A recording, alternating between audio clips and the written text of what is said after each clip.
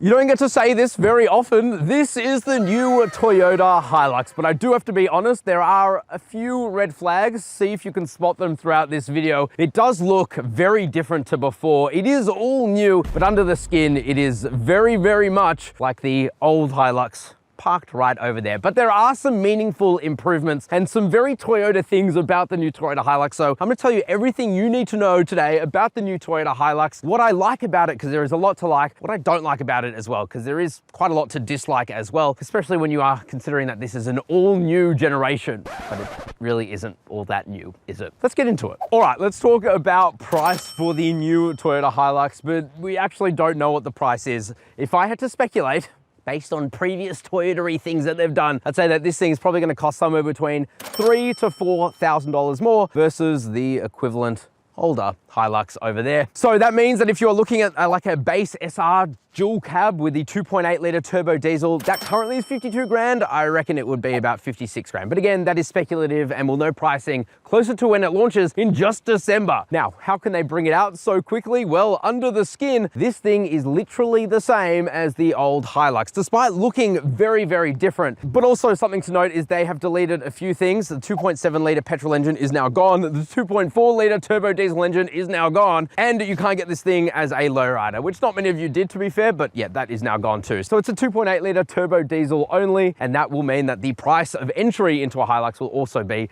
quite significantly higher. Let's talk about the way that this thing looks though, because frankly, I think it looks epic. I think they've done an absolutely bang up job, especially considering that under the skin, it is the old HiLux. It's now 100 millimeters taller, at least this front fascia is dimensionally, they're pretty much identical. And so as a result, it does just look a bit meaner. Now, you might be wondering, why is the design so good? Well, that's because it is Australian led. I think they've done an absolute bang up job, especially considering that the bones of this thing is just the old HiLux, but it is very, very good looking. Fun fact, it's meant to look like this, like a sumo pose like that. And I don't know, I can kind of see it. I do like these headlights here and it does look very aggressive in this styling. This is the Rogue. Here's another thing that they have deleted, and that is the wider track width. The Rogue is now normal HiLux track width. It doesn't have that wide track width versus the current generation of Rogue. So I don't know, just another thing, I guess, but this is a nice grille. I like that, very, very aggressive looking, and it looks really good here in the red as well. I also really like the Toyota badge, the heritage badging on the front, very cool. So I think from a design perspective, even from the front, yeah, they've absolutely nailed it.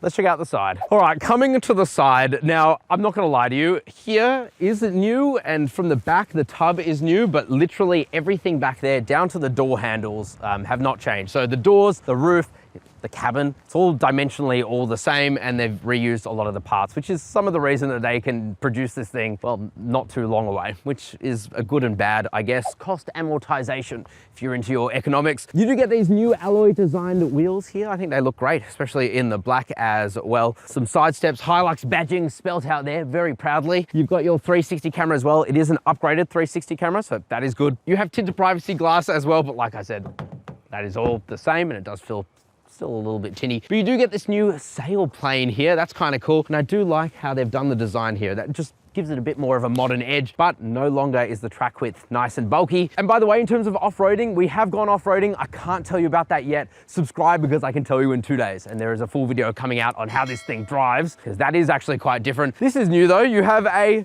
step here on the side, much like a Ford Ranger and Kia Tasman. So it's actually good to see that there. It's really useful, and I don't know why more manufacturers don't just add that in. Let's talk about the bum. Let's play a game. Where have you seen these kind of tail lights before? Let me know in the comment section below. I will say I like the LED-ness of it. I don't like the halogen turn signals in there either, especially considering this is still going to be one of the most expensive, if not the most expensive, mid-size utes you can buy. Again, we'll have to wait to see what the pricing is. Rogue badging spelt out there. I do like how the Toyota badge has been kind of embossed and debossed at the same time into the tailgate. Also a new design for that as well. In terms of towing, it is still 3.5 ton of braked towing capacity. And if you want to know how it tows, honestly, you could probably look at the old HiLux, because like I said, under the skin, it's almost identical. And your camera has been moved here as well. This is the Rogue spec, which means that we actually get everything that you would get in the normal Rogue, meaning we have a carpeted floor here. We also have an electronically controlled roll top tonneau. And in terms of tub specs, I I am a bit disappointed here, I'll be honest with you, because it is exactly the same as before. That means the length is 1570 millimeters, which is 23 millimeters more than a Ranger. The width is 1645 millimeters, which is 61 millimeters more than a Ranger. However, the width between the wheel arches is only 1109 millimeters. That's 115 less than a Ranger, meaning you can't get a Euro pallet into the back of this thing still. And the depth is 481 millimeters, which is 48 millimeters less than a Ranger. So that means that it still uses what is essentially old bones for the tub, and that is not good to see. The other thing as well is payload. We don't know what that is. In the current Rogue, it's about 950 kilograms,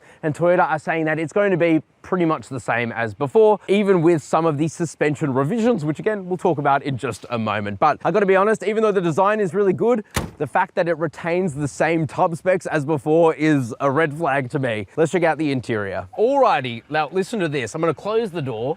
It gets a little bit quieter in here. That's right, it's a nicer, quieter interior, and actually significantly nicer and quieter versus before. First of all, it's actually soft touch materials in most places. In the current HiLux, you don't get soft touch materials, but here you do, and that is fantastic. It's really important actually for stopping reflections of sound waves inside of cars. So yeah, it's a quieter interior, not just because of that, but because they've also added some more deadening in here too. And that extends, by the way, to most surfaces. This is the Rogue trim, but it just feels so much nicer than before. Technology.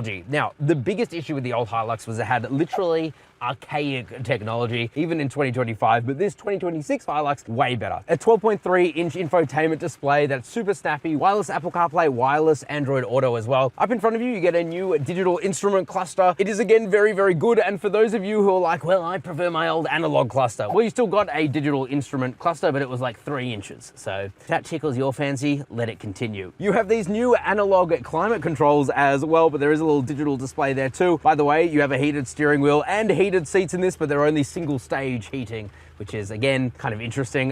You also get a wireless charger, but it's one of those really old school Toyota wireless chargers with no cooling. So I really don't think that's going to charge anyone's phone, but hey, time will tell. 2 USB-C fast chargers. You also have this really cool panel here. So you have your full drive selector here now. You've also got your drive mode selector there as well, your locking rear diff button and your hill descent control. Also your auto stop start button is there too. It's just really functionally well laid out and I like it. And a few more things I have to shout out. First of all, I always love these in-dash cubby storage areas. This one has shrunk a little bit, but that's okay. It still looks cool with a little aircon vent in there too. And also you have a relatively large glove box. And yes, you still do keep your cup holders in the door, and no longer do you have the stupid warts that sat on the dash. Your JBL sound system is now properly integrated into the car. By the way, a couple of cup holders here, and yes, you can remove this if you don't want cup holders, I guess. Nice soft center armrest with a household socket there, 100 watt, so you can charge your gaming laptops really if you wanted to. And also the seats, they have been redesigned and they are more comfy. However, this thing still has the cabin of the old HiLux, and that means that you are sitting at a bad position. The steel beams on this platform sit quite high, and so as a result, yeah, your legs are at a funny angle, and I just do fear that over a longer journey that might not be very, very comfortable. And it's the same for the back seats. There are compromises. Let's talk about that. All right, back seats. What are they like? Well, at 5'11", I really don't have much leg room. Toe room is not great either, and headroom is also not that great. Like I said, the cabin space is pretty much the same as before. They do say they have redesigned the rear seats, but I really can't tell, for being totally honest. This armrest is nice and soft here. A couple of cup holders as well. Dual air vents, 2 USB-C fast chargers, but still kind of scratchy materials. I would expect that for a ute, but I have to say I'm quite disappointed with the back seats. Like, I just do not fit back here very well, and for a all new ute, this could have been a lot better. But the cabin, it looks nicer, it feels nicer, but some of that fundamental ergonomics, they have not changed at all, and I'm not a big fan of that. But you know what you can be a big fan of?